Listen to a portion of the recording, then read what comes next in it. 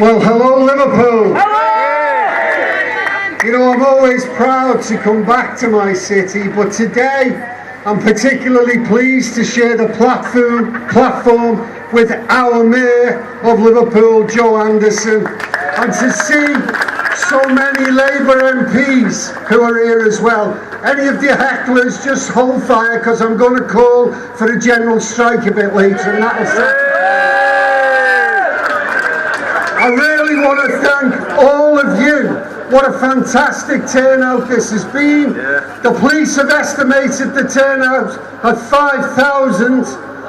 We were estimated at 7,000 at the beginning, so I suspect 2,000 are ensconced in the many pubs that we pass along the routes.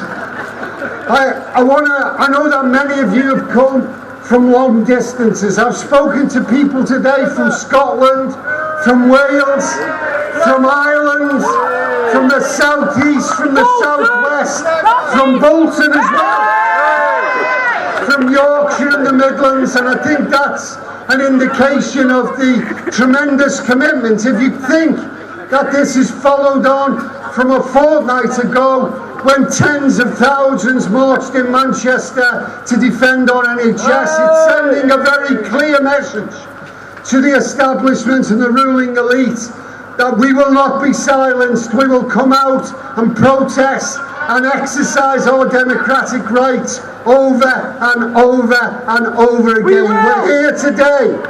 We're here today to send a very clear and a loud message, and that is that we reject the evil creed of racism, of fascism. We're not going to allow it to poison our communities. And as Tony said, we will come out and defend our democracy whenever we need to. But colleagues, it's not just about kicking the EDL and the SDL and the BNP off our streets. It's not about just driving them away from our streets. It's about challenging and exposing their myths and their lies and their filth, which is to engender fear in ordinary working people. We need to demonstrate our vision of the type of Britain we want. Diverse, equal and united. That's what we're fighting for, and that is the core values of ordinary working people.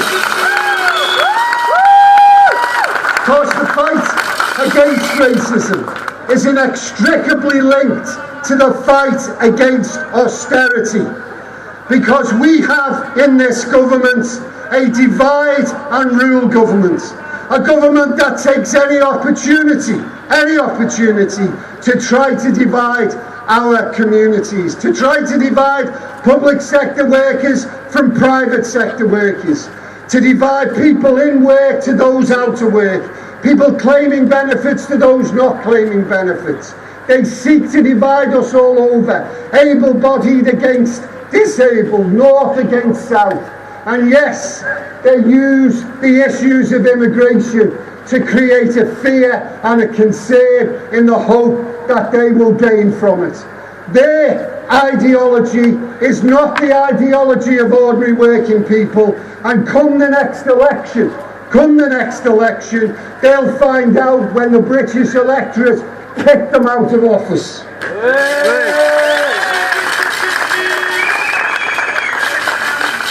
And you know, we need no lesson from these people who seek to stoke up the tensions within our community. And that's precisely why that people's concerns need to be addressed. Concerns about housing, about jobs, about undercutting wages. Those concerns can be dealt with through political action. And that's why the Labour Party in government has to have the courage to build 1 million new homes, has to have the courage to massively increase the minimum wage towards the living wage, has to invest in our communities, in our manufacturing, in our services to create jobs, has to strengthen trade union freedoms, and has to make certain that national industrial agreements are protected, because they're the ones that protect minimum wages and conditions. If Miliband and the Labour leadership are courageous enough, then they will win the next election, and we need to see more of what we've seen in recent times from them.